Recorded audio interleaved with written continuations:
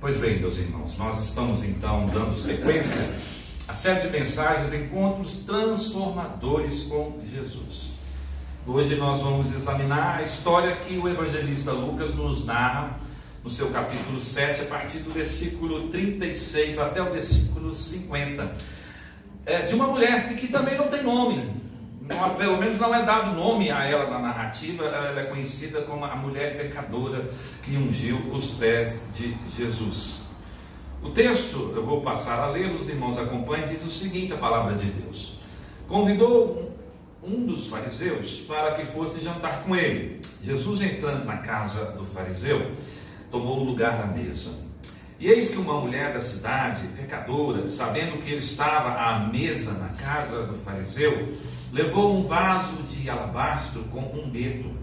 Estando por detrás, aos seus pés, chorando, regava-os com suas lágrimas e os enxugava com os próprios cabelos, e beijava-lhe os pés e os ungia com um unguento. Ao ver isto, o fariseu que o convidara disse consigo mesmo: se este fora profeta, bem saberia quem é e qual é a mulher que lhe tocou, porque é pecadora. Dirigiu-se a Jesus, ao fariseu, e lhe disse: Simão, uma coisa tenho a dizer-te. Ele respondeu: dize, mestre. Certo credor tinha 2 devedores, um lhe devia 500 denários e outro 50. Não tendo nenhum dos 2 com o que pagar, perdoou-lhe ambos. Qual deles, portanto, o amarás mais? Respondeu-lhe Simão: suponho que aquele a quem mais perdoou. Replicou-lhe: julgaste bem. E voltando-se para a mulher, disse a Simão: vês esta mulher?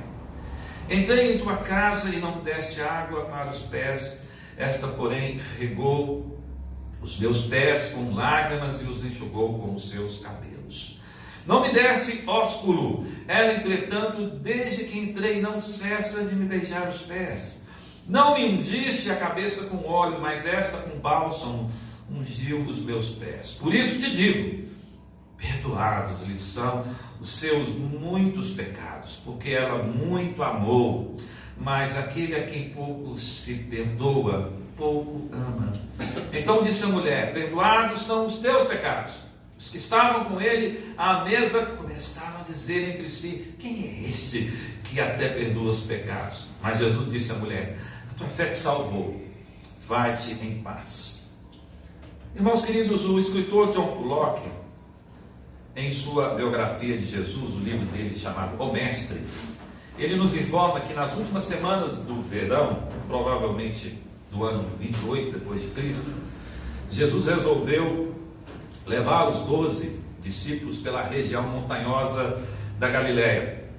Os dias seriam mais frios, o inverno estava se aproximando, ou as estações que antecedem o inverno estavam se aproximando, as multidões menores, e ele poderia prepará-los para o futuro enquanto caminhavam de aldeia em aldeia, antes que subissem todos para a cidade de Jerusalém.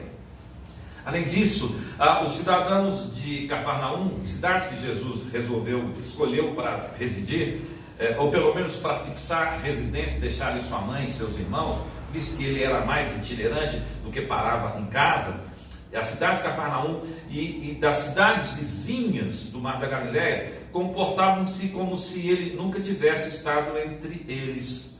Havia certo ceticismo, porque apesar de ter curado muitos enfermos, de ter feito muitos sinais e muitos milagres, apesar de multidões ouvirem atentamente suas palavras, o fato é que a maioria deles não se arrependeu. Não havia muitos arrependidos, genuinamente convertidos. Hoje, inclusive pela manhã, na escola dominical, nós até falamos sobre isso. Quantas pessoas estavam com Jesus, aguardando a ordem de Jesus, ali no cenáculo em Jerusalém, da descida do Espírito Santo no dia de Pentecostes? Quantas pessoas? Sim, apenas 120 crentes, 120 pessoas. Nós não descartamos a possibilidade de terem outros crentes que não puderam estar reunidos. Mas eu digo para os irmãos que 120 é muito pouco em comparação às multidões que seguiam Jesus. Só a multidão que Cristo multiplicou os pães e os peixes eram mais de 20 mil pessoas, eram cerca de 5 mil homens, só os homens foram contados. Mas se você atribuir a cada homem pelo menos uma mulher e mais alguma porção de filhos, é possível, os comentaristas entendem que é possível que passava de 20 mil pessoas. De fato, foram milhares de pessoas alcançadas, de certa forma, pelo ministério de Jesus, da pregação e da exposição dos sinais através dos milagres. Mas poucos foram realmente aqueles que se converteram. Antes que Jesus partisse, ele foi convidado por a cear na casa de um fariseu, de nome chamado Simão, ou Simão. Foi um daqueles que publicamente o haviam desmoralizado ao proibir-lhe ensinar nas sinagogas, é o que afirma John Pollock na sua biografia. Tal convite pareceu estranho, até que ele se viu insultado quando, com Pedro e João, ele levou 2 discípulos, ele cruzou o umbral da casa, e Simão, de forma deliberada, absteve-se de dar a Jesus aquele beijo de boas-vindas, costume judaico.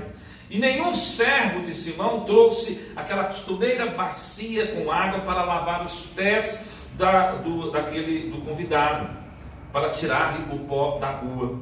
Nenhuma gota de óleo aromático, como também era costume da hospitalidade judaica, foi borrifada na sua cabeça. Ou seja, Jesus foi ignorado e foi desprezado, e de certa forma, isso foi de forma proposital. No próprio Senhor Jesus vai dar a entender nesse texto de Lucas que Simão fez isso de forma proposital para envergonhá-lo. Ele foi conduzido, irmãos, a sentar-se ao lado do anfitrião, pelo menos isso. Simão não colocaram ele no lugar mais humilde, mais distante da mesa, mas colocou ele ao seu lado. Jesus provavelmente comeu de tudo que lhe foi servido e ouviu a Simão, quando este lhe contou que jejuava pelo menos 2 vezes por semana, como bom fariseu que era, que ele era um dizimista, que dava dízimo de tudo que possuía, e que ele era um homem virtuosíssimo, um homem extremamente religioso. Exatamente nesse ponto, irmãos, entrou então uma mulher, vinda do pátio com um pequeno jarro na mão. Postou-se atrás de Jesus, era o costume deles, a mesa era baixa e eles não tinham cadeiras, eles assentavam-se mesmo no chão e com o dorso do corpo para frente, as pernas para trás. Aquela mulher chegou por detrás de Jesus e reclinou-se no seu assento, e aonde Jesus então olhou atentamente, ela olhou atentamente para Cristo.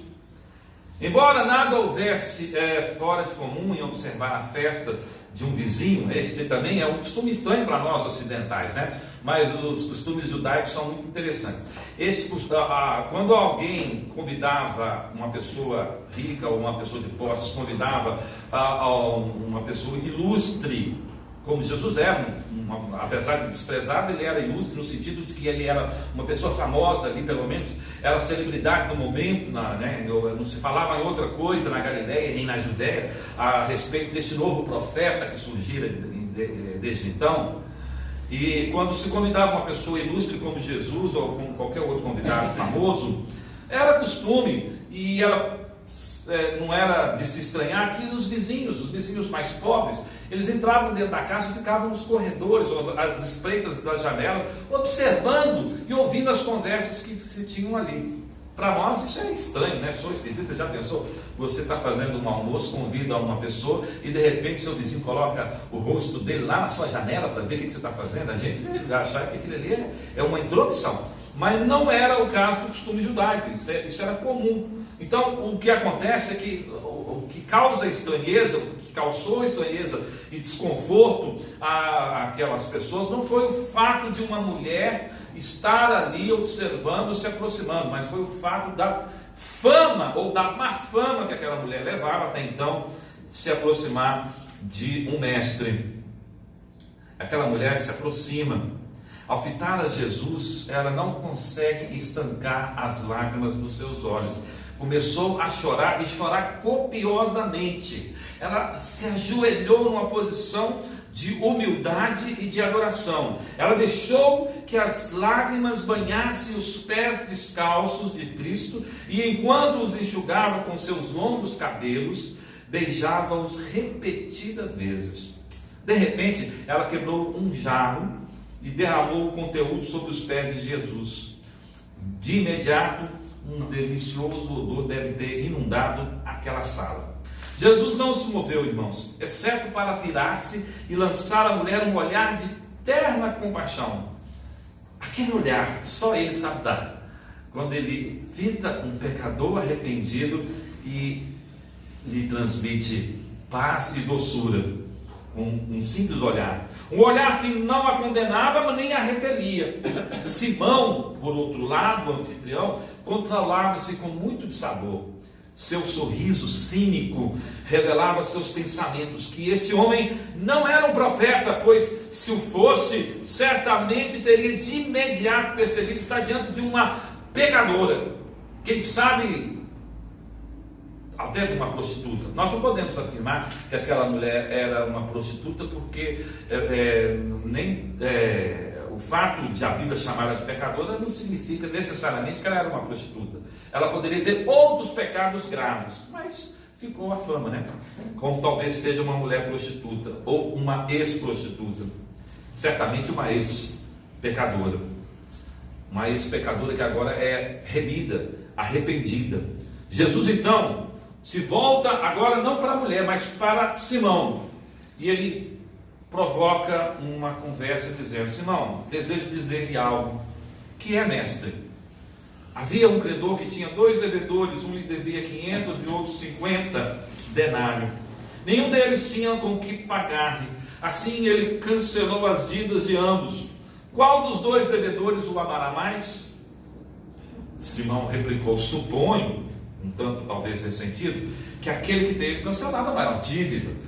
Acertou. Agora, ouça. E então Jesus publicamente contrastou as falhas de hospitalidade de Simão com o ato da mulher. Foi ela quem lhe lavou os pés, que lhe deu os beijos e ungiu. Portanto, digo-lhes, os pecados dela foram perdoados, porque ela muito amou. Aquele a quem pouco se perdoou, pouco ama. Jesus olhou com terna compaixão novamente para a mulher e lhe disse: teus pecados foram perdoados. Os convidados cochichavam irados, irmãos. Quem ele pensa que é, perdoando pecados? Pensavam consigo mesmo ou murmuravam uns com os outros. Jesus ignorou seus murmúrios e continuou dirigindo-se à mulher, dizendo: tua fé te salvou, vai-te em paz. Certamente a mulher dessa história não era Maria de Betânia, irmã de Lázaro, apesar que João nos narra um evento muito parecido, mas não era a Maria de Betânia. Tampouco há qualquer outra razão para identificarmos como sendo ela Maria Madalena, também não. O Evangelho de Lucas não indica o lugar nem o tempo, mas não obstante, a despeito disso, irmãos, há uma conexão com o precedente. No versículo 30, Lucas citando as palavras de Jesus, focalizou nossa atenção nos fariseus que justificavam a si mesmos. Ele disse lá no versículo 30, perguntou-lhe Jesus: qual o teu nome? Respondeu-lhe ele: Legião, porque tinham entrado... Vou ler o capítulo 8 aqui, voltemos. Capítulo 7, versículo 30.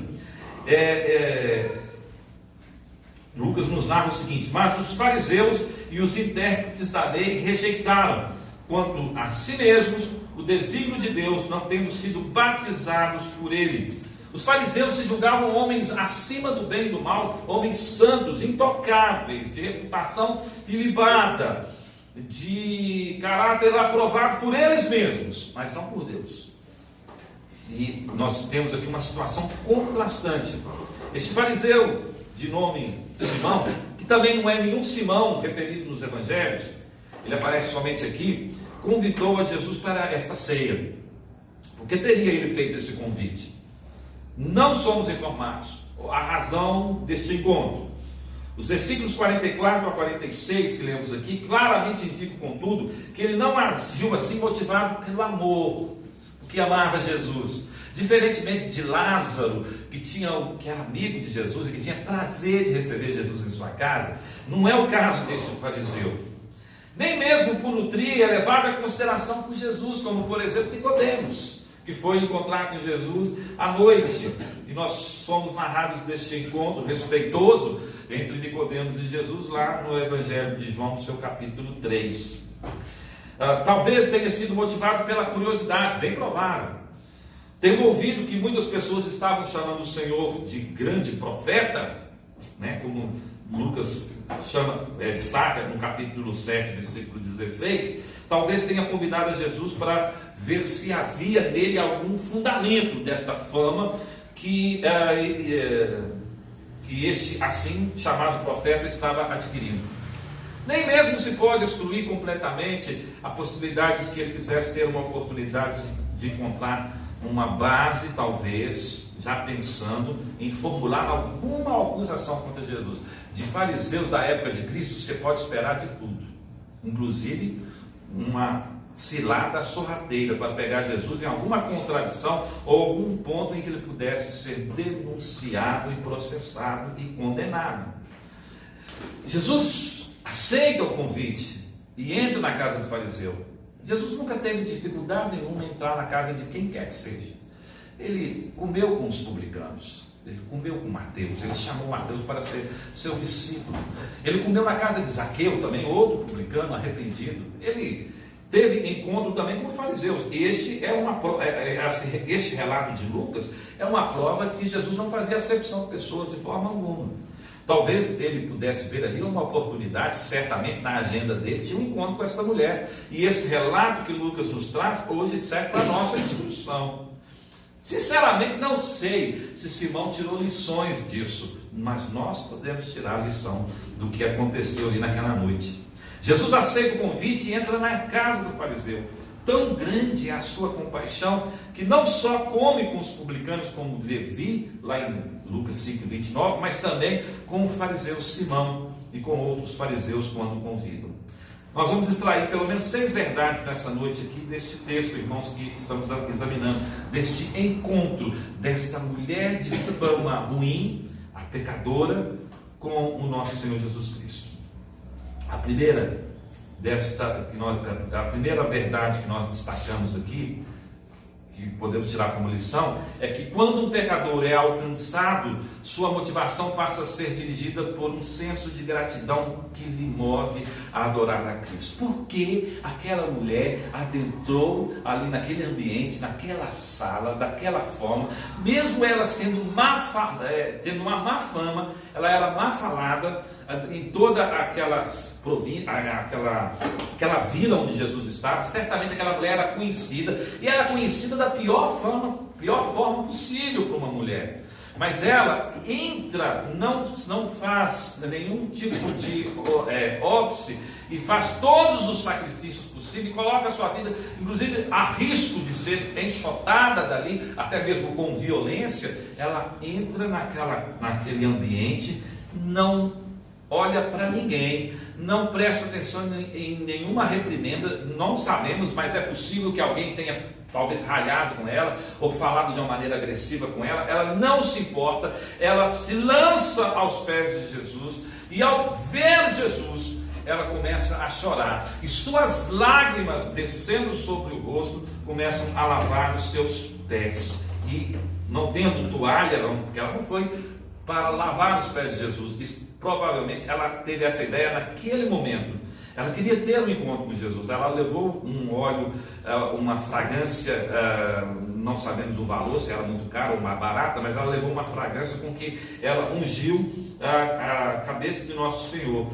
Mas certamente o improviso foi que ela tirou, como diz Martim Lutero, água do coração e lavou os pés de Jesus. E com seus cabelos improvisados como uma toalha, ela o secou. No meio do jantar, aparece então aquela pessoa indesejável. Lucas então quer chamar a nossa atenção de forma especial para o estranho incidente que agora ocorreu. Nesse povoado havia então esta mulher, bem conhecida por sua má reputação. Não podemos afirmar que ela era uma prostituta. A Bíblia pelo menos não afirma assim. Uma mulher podia ser pecadora sem ser uma meretriz. Além disso, é evidente à luz do presente relato que seja o que for que estivesse feito, ela já não fazia mais. Pelo menos assim compreende William Hendricks, e eu acho bastante razoável, porque ela teria certamente ouvido as palavras de Jesus, e essas palavras pronunciadas em ocasiões anteriores poderiam ter sido aplicadas a ela na sua uma extrema eficácia salvadora. Além disso, ainda agora estava presente em seu coração o princípio da consciência de haver sido perdoada por Deus. Irmãos, sinceramente, só se aproxima desta forma da pessoa de Jesus aquele que já na sua consciência foi limpa, foi lavada com o bálsamo do perdão divino. Um pecador com a consciência pesada, a tendência dele é fugir de Jesus, é afastar-se de Deus. O que aconteceu, por exemplo, com os nossos primeiros pais, quando eles pecaram lá no Éden? Qual foi a primeira reação deles? Fugiram. Qual foi a reação de Caim quando matou Abel? Fugiu. Qual é a reação de todos os pecadores que você encontra a narrativa dos seus pecados na Bíblia? Fugir de Deus. Essa mulher, ela toma uma direção contrária, ela vai ao encontro de Jesus. E por que ela vai ao encontro de Jesus? Porque certamente a graça, a bênção do perdão já havia alcançado o seu coração. E ela se sentia grata.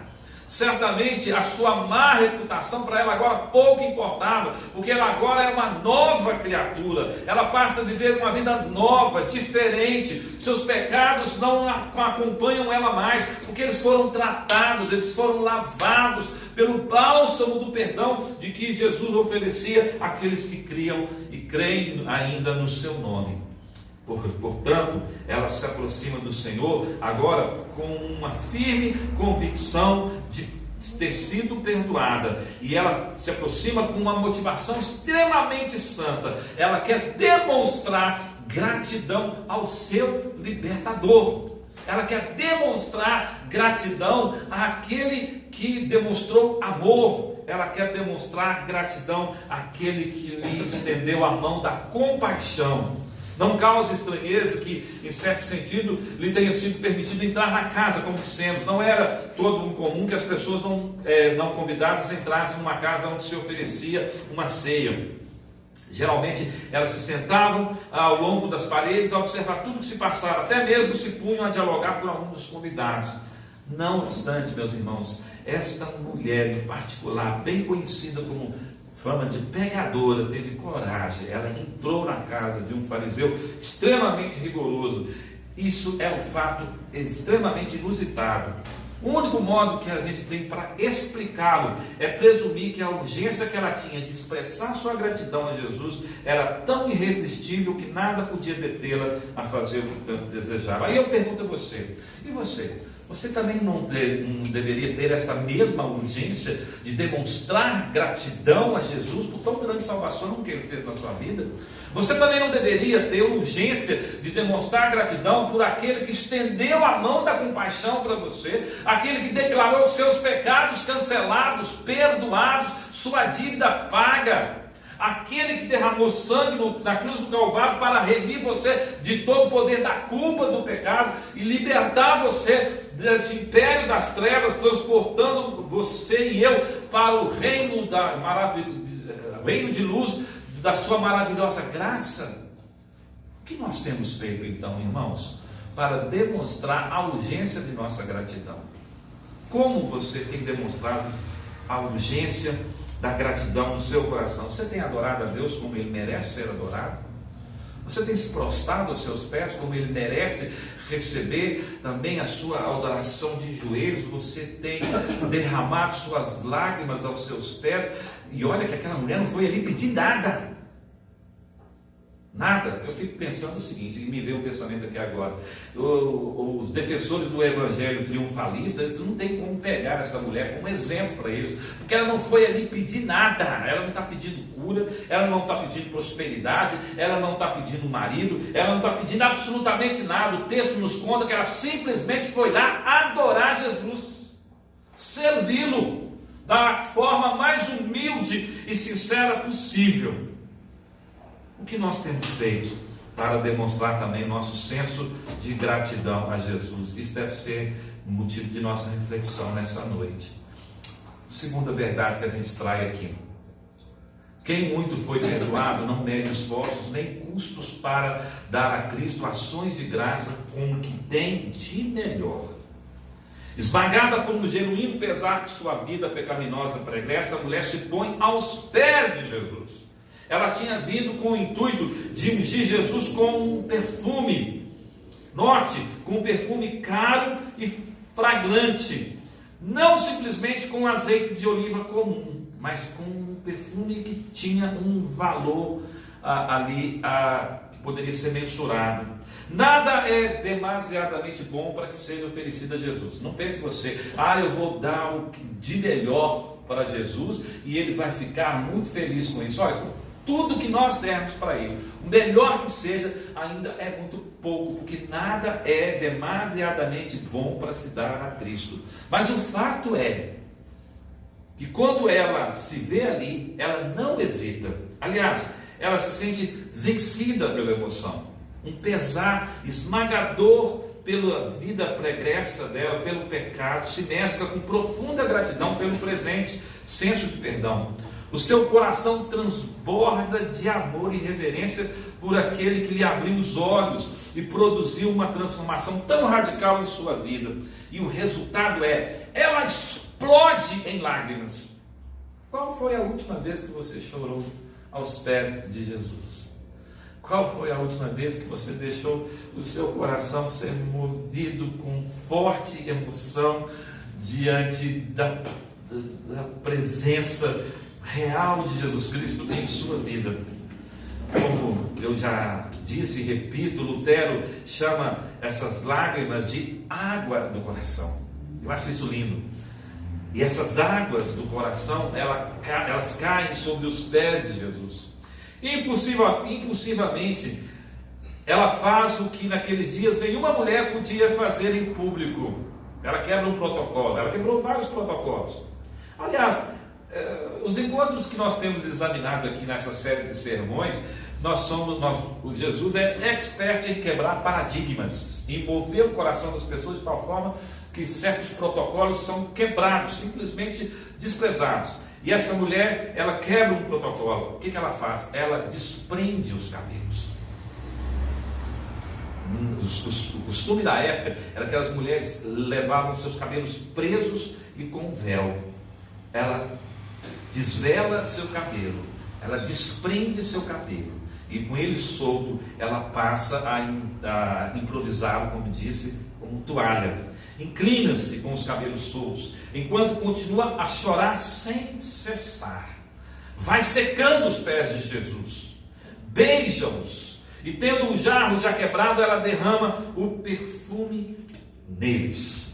Então, isto serve também de uma segunda pergunta para nós. O que nós temos derramado aos pés de Jesus? Nós temos deixado o nosso coração nos mover em lágrimas também, de tal forma que Jesus passa a ser o centro da atenção de nossa vida e a gente pouco se importa com o que está acontecendo ao nosso derredor, mas nosso objetivo é tão somente adorar o Senhor. Isso aconteceu com aquela mulher.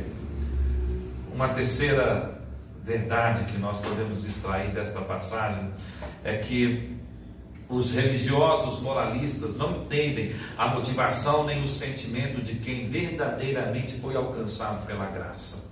A soberba impede que os olhos vejam um milagre transformador. Olha, sempre que você e eu quisermos adorar o Senhor de maneira sincera, expressar nossa fé de uma forma assim autêntica, nós poderemos ser alvo de críticos, principalmente religiosos, pseudos religiosos, religiosos moralistas. Simão era um desses exemplos, um fariseu típico. Ele se sente profundamente ofendido pelo que a mulher está fazendo, ela lhe incomoda profundamente. Jesus recebe a adoração daquela mulher sem uma crítica sequer, sem um olhar de desaprovação, mas ela está ladeada de olhares ferozes, reprovando o que ela está fazendo.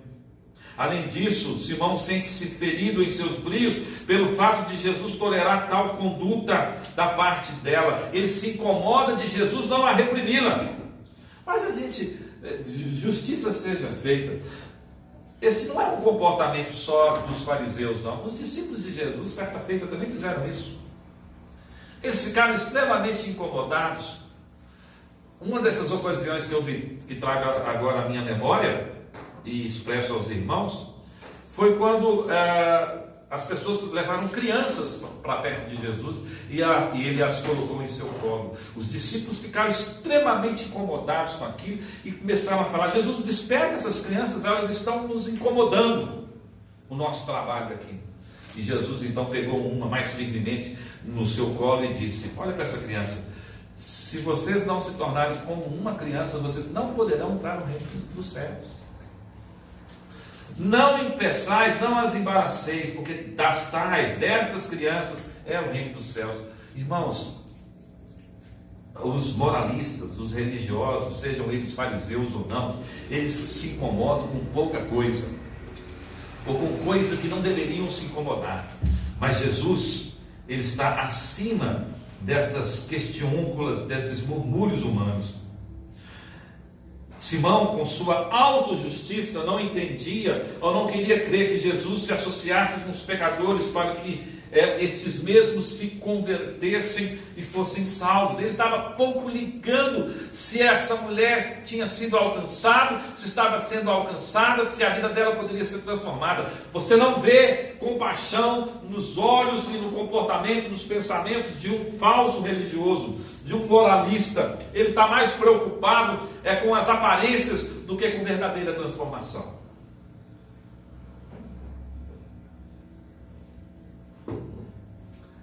Mas Jesus é diferente. Jesus está preocupado com o íntimo daquela mulher. Ele quer restaurá-la, fortalecê-la, e ela sairá dali com uma bênção especial. O que nos leva também a refletir agora numa quarta verdade do texto. A gratidão de um pecador é proporcionalmente equivalente à grandeza do perdão alcançado. Nos versículos 40 a 48, Jesus põe à descoberta os erros de Simão. Mostra que, primeiro, ele conhece essa mulher. Simão achou que ele não era profeta, porque ele pensou: se ele conhecesse essa mulher, ele não daria tanta intimidade a ela assim.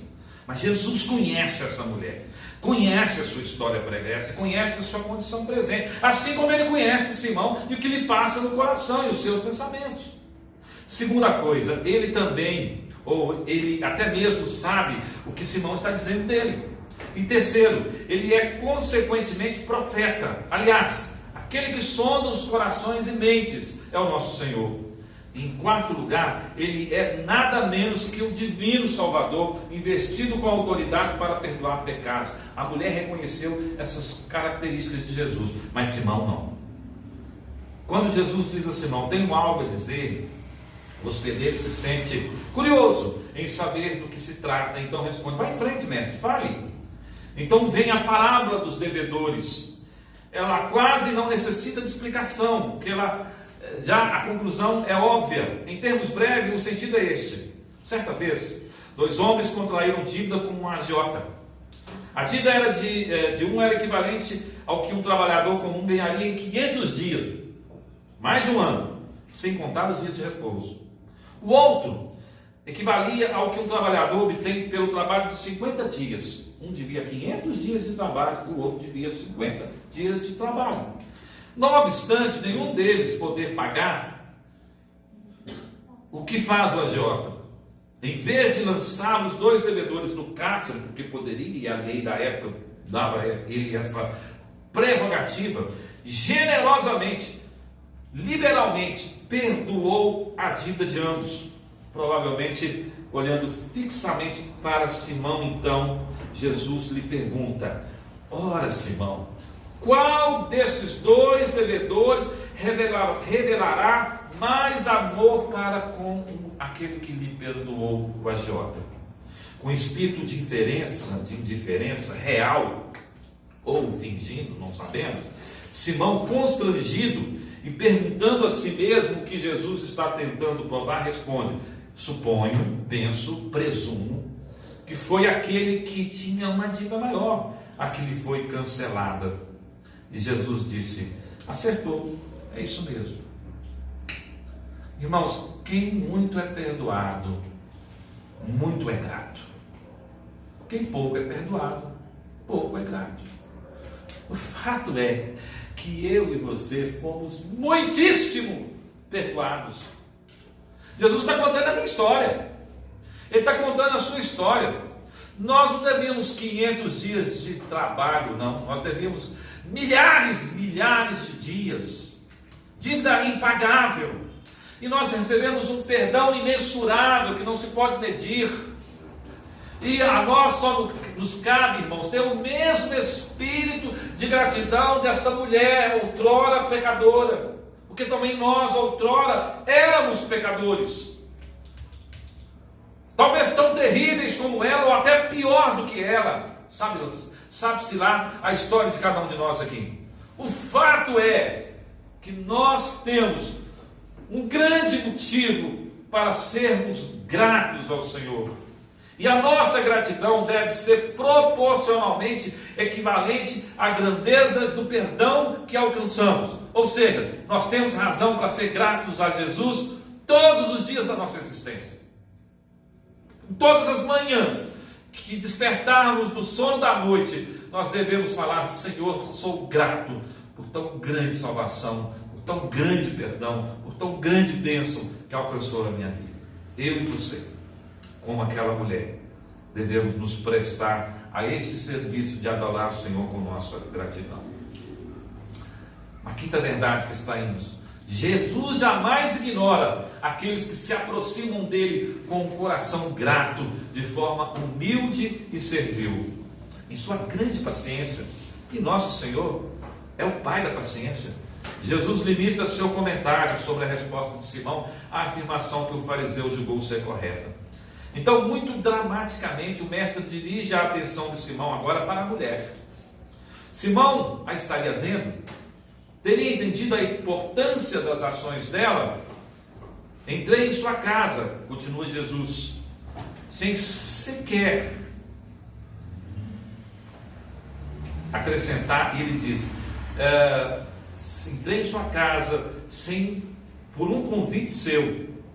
Jesus não era um intruso. Aquela mulher até poderia ser considerada uma intrusa, ela não foi convidada, mas Jesus não era um intruso. Em seguida, o mestre revela diante de todos o mesquinho tratamento que recebera do seu anfitrião. Este havia omitido todas as costumeiras evidências da boa hospitalidade judaica. Todas as formalidades que, como todos sabiam, deviam ser outorgadas a um convidado de honra, foram ignoradas à pessoa de Jesus. Simão não havia lhe oferecido água para lavar os pés. Nenhum servo de Simão foi às portas oferecer uma bacia de água para que Jesus pudesse retirar sua sandália, ter seus pés lavados para entrar dentro da casa. Não lhe deram as boas-vindas com um beijo, com um ósculo. Não ungiram a sua cabeça do seu convidado com algum bálsamo, algum perfume para exalar uma fragrância. Nem mesmo do óleo de azeite mais barato que se podia ter naquele ambiente. A recepção a Jesus fora fria, calculada, condescendente, descortês. O mestre revela que nos 3 aspectos ele recebeu um tratamento bem diferente da parte daquela mulher arrependida. Em vez de água para os pés de Jesus, essa mulher ofereceu lágrimas, indicativas de arrependimento. Em vez de ósculo no rosto, ela deu muitos beijos ardentes nos pés, símbolo de gratidão. Em vez de azeite de oliva barato para a cabeça, ela derramou um precioso e flagrante perfume em seus pés. Jesus acrescenta: portanto, lhe digo, seus pecados, ainda que muitos. Imagine eu e você ouvindo essas palavras da boca de Jesus chegando aos nossos ouvidos. Ainda que os seus pecados sejam muitos, muitos, muitos, eu te digo, perdoados são os seus pecados, por mais numerosos que tenham sido. Foram perdoados, como se faz evidente à luz do fato que ela, esta mulher, ciente de ter sido perdoada, demonstrou que ama o Senhor tão intensamente. É a pessoa a quem poucos perdoou, é a que menos ama. O que Jesus ensina é que o transbordamento de amor resulta do fato de estar alguém ciente de ter sido perdoado. Quanto mais consciente eu estou de que eu sou pecador, que eu fui remido, que o sangue de Cristo providenciou para mim perdão dos meus pecados, mais grato eu sou. Em outros termos, o que ocorre é isso: ele inverte os papéis. Simão se considerava justo, perdoado, se é que alguma vez sentiu a necessidade de perdão, devido à sua soberba. Ele olhava para a mulher de cima para baixo, como pecadora sem perdão. Jesus mostra que por sua falta de amor é Simão que prova não ter sido perdoado. Inferência misericordiosamente atenuada para vir a ser pouco se perdoou. Enquanto a mulher se regozija na libertação da culpa que recebera como um dom da graça de Deus. Na realidade, a parábola que Jesus contou deveria ilustrar na mente de Simão que ele é esse que pouco foi perdoado. Pouco foi perdoado não é porque o perdão falhou, é porque ele não buscou o perdão. O amor de Jesus, portanto, a Deus é o dever, e deve ser o resultado do perdão. O que a mulher já sabia em princípio agora é reafirmado. Em vista de sua vida pregressa de pecado, ela provavelmente sentia a necessidade desta confirmação. Ficamos pensando, o fato de Jesus confirmar algo que provavelmente já tinha sido feito, dela ter os seus pecados perdoados, deve ser uma forte evidência que ainda assim no seu coração resultava alguma dúvida ou algum desconforto, que os olhares cruéis lançados sobre aquela mulher provavelmente poderia deixá-la numa situação de humilhação, e Jesus a honra de tal forma que ele deixa claro e evidente diante de testemunhas que aquela mulher não era mais a mesma, que a graça do perdão havia lhe alcançado. Isso é coisa maravilhosa, meus irmãos, e isso também deve servir para nós, quando aquele que nos acusa, o inimigo de nossas almas, tentar lançar alguma dúvida em nosso coração, de que porventura nós não tenhamos sido perdoados, e nós não sejamos amados por Deus. Saiba que Jesus conhece nosso íntimo, Ele conhece nosso pensamento, Ele recolhe nossas lágrimas, e Ele afirma categoricamente, em público, diante do inferno, diante dos céus e da terra: os seus pecados estão perdoados. Que bênção!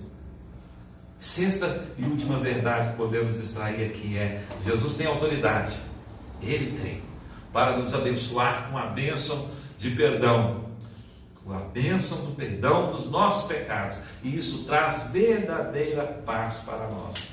A afirmação de Jesus que os pecados da mulher estavam perdoados provocou ressentimento no coração de quem estava reclinado à mesa com ele, maioria dos quais provavelmente compostas de fariseus, hipócritas. Diziam em seu íntimo: quem é este que pode perdoar pecados? Que blasfêmia, pensavam eles certamente. Não se deve ignorar que quando Jesus declarou publicamente seus pecados estão perdoados, ele disse isso não só por causa da própria mulher, para confirmar e confortar seu coração, para que se sentisse segura, mas também por causa dos outros convidados, para que não mais a considerassem pecadora desde de agora em diante. Ao ouvirem Jesus fazer essa declaração de que aquela mulher foi absolvida dos seus pecados pregressos, eles, contudo, não ficaram satisfeitos, porque, diferentemente daquela mulher que o coração é encharcado de lágrimas, o coração daqueles homens era seco, não possuía nenhuma compaixão, nenhum sentimento.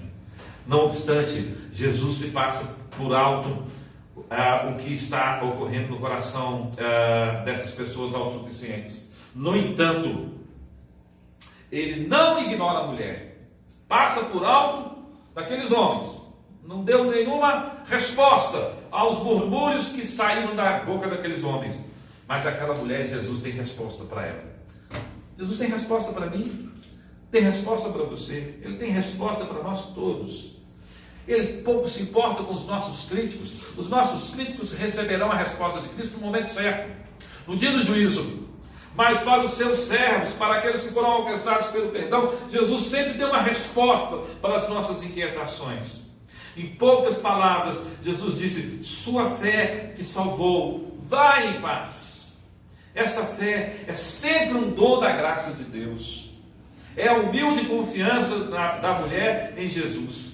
Seu ato de plena entrega a Ele. Não é surpreendente, irmãos, que Jesus, ao dirigir-se a essa mulher, nada lhe diga acerca do seu próprio poder e amor, a causa fundamental do presente estado da salvação dela, senão que faz menção daquilo que sem Ele nunca poderia ela ter possuído, nem poderia ter exercido: a fé. Vai-te em paz, a tua fé te salvou. Vá em paz, disse Jesus ao despedi-la. Aqui não pode significar menos daquilo que está implícito na palavra hebraica shalom: prosperidade para a alma e para o corpo. Essa mulher agora é próspera, ela tem paz. Paz é um produto que ninguém pode comprar com dinheiro. Paz, a verdadeira paz, só Cristo pode dar. Eu e você somos ricos desta paz, porque os nossos pecados foram cancelados. Você é próspero. A palavra shalom significa prosperidade para a alma e para o corpo. Essa paz é o sorriso de Deus refletindo no coração do pecador redimido. Um refúgio na tempestade, um esconderijo na rocha eterna, um abrigo sob suas asas. É o arco-íris ao redor do trono, de onde saem relâmpagos, trovões e vozes, como João viu lá em Apocalipse no capítulo 4.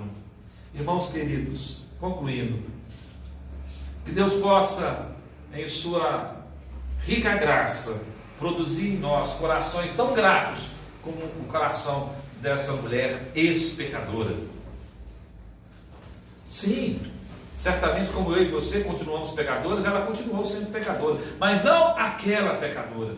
Aquela não existe mais. Ela é agora uma nova criatura. É alguém que foi redimida, que foi alcançada pela graça, e o seu coração está transbordando de paz, porque ela teve um encontro transformador com Jesus. Assim como eu e você tivemos este encontro transformador, e podemos ter a qualquer momento novos encontros com Jesus, porque Ele está sempre disponível. Jesus nunca vira o rosto contra nós. Jesus nunca nos abandona. Ele nunca nos despreza, jamais nos ignora. Ele está sempre disponível àqueles que humildemente, pela fé, se aproximam diante dele, estendem as mãos vazias para receber bálsamo de suas bênçãos, da paz que só Ele pode dar, da consolação que só Ele pode produzir, do amor que só Ele pode distribuir. Eu e você temos tão grandes motivos para sermos gratos, como aquela mulher demonstrou sua gratidão, não se importando com quem quer que esteja ao nosso derredor, nos criticando por uma reação religiosa de nossa parte em relação a Jesus. Pouco devemos nos importar. Aquela mulher pouco se importou. Para ela o mais importante é estar perto de Jesus. E para você? E para mim? Qual deve ser a coisa mais importante que devemos buscar? Que Deus nos abençoe e que cele em nosso coração aquilo que ouvimos e nos traga bênção da sua paz, selando as nossas vidas. Vamos orar e agradecer ao Senhor. Pai bendito, Deus amado, sela em nossos corações aquilo que ouvimos nesta noite mais uma vez.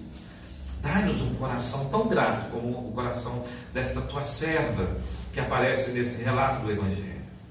E que nós possamos, ó Deus, também ser tão espontâneos como ela foi, de nos quedar aos teus pés, de nos dobrar aos teus pés, de deixar que as lágrimas derramem, vindo do nosso coração, derramem através dos nossos olhos aos teus pés.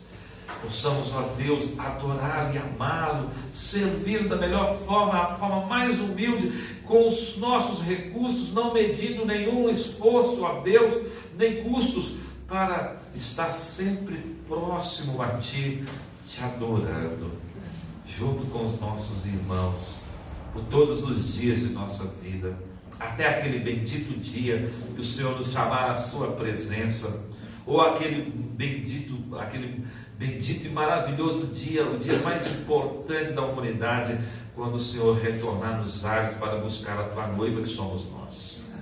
Fica conosco, Senhor, continue nos abençoando no restante deste domingo, leva-nos em paz para os nossos lares, dai-nos uma semana abençoada na tua presença, livra-nos de todo o mal, estendam esta bênção àqueles que não puderem estar conosco nesta noite, e atraia a este local quem tu quiseres, ó Deus, para agregar-se a este rebanho, para a glória do teu nome. Assim nós oramos agradecidos em nome de Jesus. Amém. Se coloquem de pé, irmãos, recebam a bênção. Que a graça e a paz de nosso Senhor e Salvador Jesus Cristo, o amor de Deus, nosso eterno Pai, Criador e sustentador do universo, as doces e eternas consolações, a direção firme e segura e o poder do Espírito Santo repousem sobre todos vós e sobre todos vós permaneçam hoje e para todo o sempre. Amém. Deus abençoe a todos, irmãos. Cumprimente a pessoa que está aí perto de você, deseja a ela também um bom fim de